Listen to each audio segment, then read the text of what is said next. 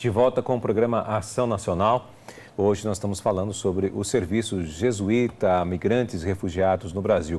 Eu converso aqui com o diretor desse movimento, que é o padre Aguinaldo Júnior, e também assessor de comunicação Dimas José de Oliveira. Olha, gente, eu ler uns dados aqui muito importantes para nós, que segundo aí os dados da plataforma de coordenação para refugiados e imigrantes da Venezuela, nós temos aqui, já saíram mais de 4 milhões de pessoas do país. Por sua vez, a desagregação por país da mesma plataforma demonstra que mais de 270 mil venezuelanos foram recebidos aqui no Brasil, onde a situação na fronteira norte, no estado de Roraima, demanda cada vez mais atenção. Vocês acreditam na recuperação da Venezuela diante de toda essa situação? Nós estamos falando de mais de 270 mil pessoas, só aqui no Brasil, né? Exato. Fora que já foi para Colômbia, e olha, né? Que o Brasil é o 5º país de destino, ou seja, o primeiro país é a Colômbia, que já tem 1,5 milhão ou mais de 1,5 milhão no seu próprio país. Depois o Peru, o Equador, o Chile, depois vem o Brasil, seguido da Argentina. Ou seja, desses 4 milhões, 80% estão aqui na América Latina. Né? Não foram para os Estados Unidos, não foram para a Europa, estão aqui nos países vizinhos. Né? Assim. Então é triste ver que um país pequeno, a Venezuela tem 30 milhões de habitantes. Estamos falando de 4 milhões e vai crescendo, não é, a cifra. Eu creio na recuperação da Venezuela. A Venezuela tem sido um país da América Latina os mais economicamente viáveis, né? Tem acolhido colombianos e outros também que, na época das ditaduras, refugiaram-se na Venezuela. É um país rico no seu petróleo, no ouro, ou seja, tem sua riqueza natural.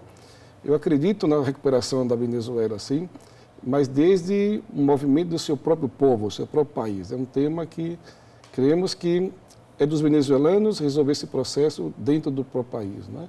Buscar. Porque hoje a Venezuela é um sinal bastante complexo de lermos a sua realidade. Né? Às vezes ficamos na polarização, não, do governo de Maduro, não é? E depois ou nos embargos econômicos dos Estados Unidos, né, que tem agravado a situação. Né? No meu modo de ver, eu creio que as duas coisas contribuem nesse processo pelo qual sofre hoje a Venezuela. Né? Ou seja, os embargos econômicos já vêm de algum tempo, mas a crise de deterioração do país já vem de há mais tempo também. Tornando-se cada vez mais aguda. De modo que também não temos como pensar um cenário futuro. Várias reuniões que participamos, então temos que pensar, próximo ano, quantos anos vamos trabalhar com esse fluxo chegando aos nossos países de destino, né? E, de fato, não temos como pensar uma alternativa, senão que prolongar o que temos aí. Né? Se nenhuma intervenção acontece, se a Venezuela não consegue encontrar um caminho de saída, né? Juan Guaidó foi um desponte, né? Mas me parece que enfraqueceu, perdeu peso, porque não teve desdobramentos. E a situação da crise continua, e cada vez mais aguda, mais grave, e as pessoas sofrendo mais com isso. Então, já começamos a perceber, dos que chegam agora com essa nova contingente, não, de pessoas que estão saindo, pessoas mais vulneráveis dos vulneráveis, assim, gente que estava se segurando, né, pensando que já ia mudar um pouco a realidade vai se prolongando no tempo. E aí bem que já não tem mais condição de continuar, então acabam tendo que sair, né, com o pouco que tem, e chegam às vezes num grau de desnutrição, porque a fome é o primeiro motivo pelo qual as pessoas migram hoje da Venezuela, porque não conseguem alimentar-se. Né. Trabalham um mês, ganham o equivalente a 12, 15 dólares para sustentar-se por um mês. O que não compra um frango, um queijo para alimentar-se por um dia. Ou seja, então, é uma situação bastante crítica. Né? Isso a fome, depois tem a questão da saúde, tem a violência, né? E a perseguição.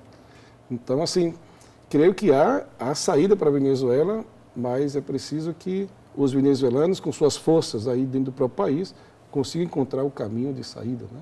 Apoiada pelos países que estão apoiando, seja na acolhida, né, dos que já saíram, seja, de certa forma, os embargos que estão acontecendo para tentar mudar essa realidade lá dentro da Venezuela. Porque a gente vê pela mídia, assim, ao todo, que você tem as informações. Tem Juan Guaidó, que se autoproclamou presidente da Venezuela, e o Maduro, que é o presidente, aliás, já, não sei, muitos falam que já se tornou um ditador, já, né, nem um presidente mais.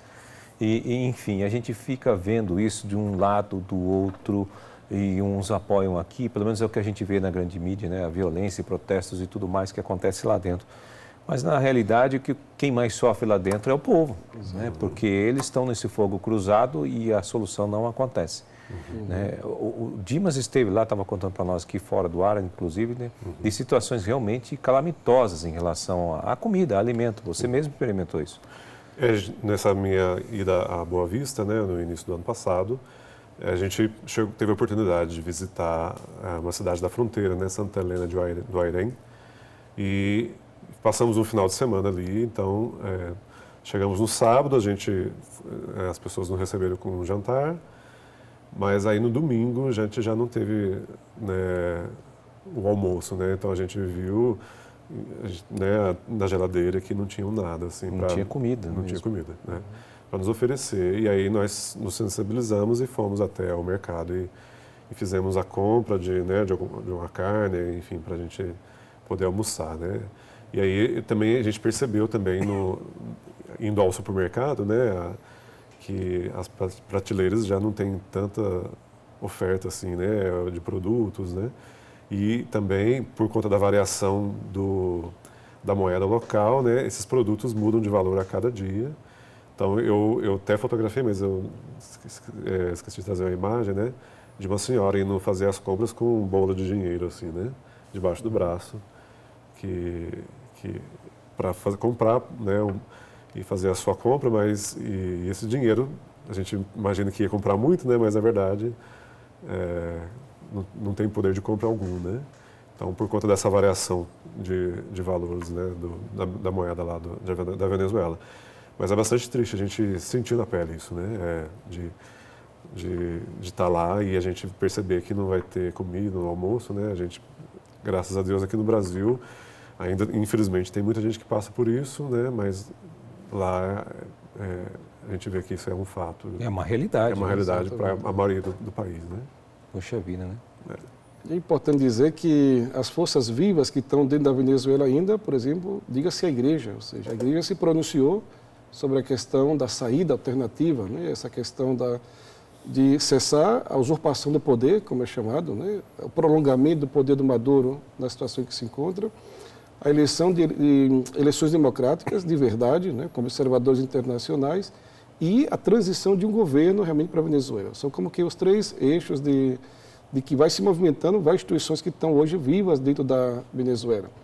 A Conferência dos Bispos também já se pronunciou sobre essa situação, né, de que não há mais diálogo com o governo atual, que é um prolongamento, na verdade, do que está aí, sem cumprir os acordos que já foram traçados lá atrás, há anos atrás, inclusive com intermediação também do Vaticano, para tentar justamente não chegar o Papa Francisco se pronunciou sobre isso. Exato. Também, né?